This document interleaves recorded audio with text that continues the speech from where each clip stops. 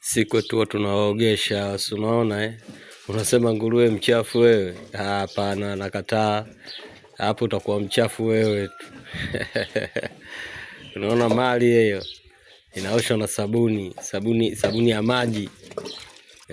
Inaondoa mabakteria, yani anakuwa safi, anavutia, banda safi. Hapa ukija ukuti harufu hapa.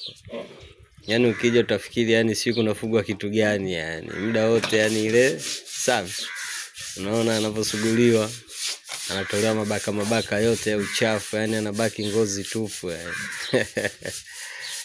Hii ndio Mubambiro bwana. Hatujawahi feli. Yani gari lishawaka hapa yani, kuja kuzima hapa sio leo wala kesho yani. Hatari sana. Karibuni Mubambiro. Uje muone utofauti wa ufugaji.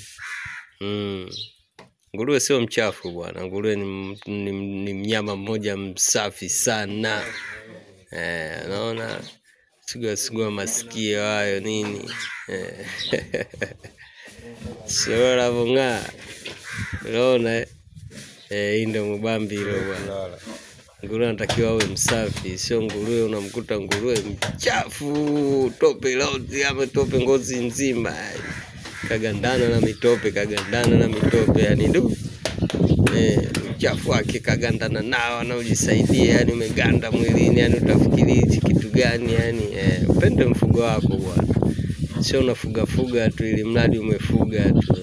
Ukiupenda mfugo wako kama hivi na utakupenda tu, lazima uje ukupe mafanikio. Uweze kusugua tu hivi afu mwisho wa siku iwe patupu hata siku moja. Hapo tunaondoa mabakteria yani, hapa anabaki kuwa msafi.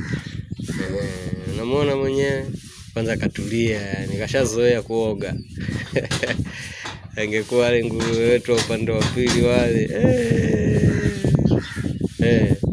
atulie kama hivi kwanza hata kukimbiza humo balaa tupu yani. Umeona kitu hicho yani, hapo bado kukupigisha mswaki.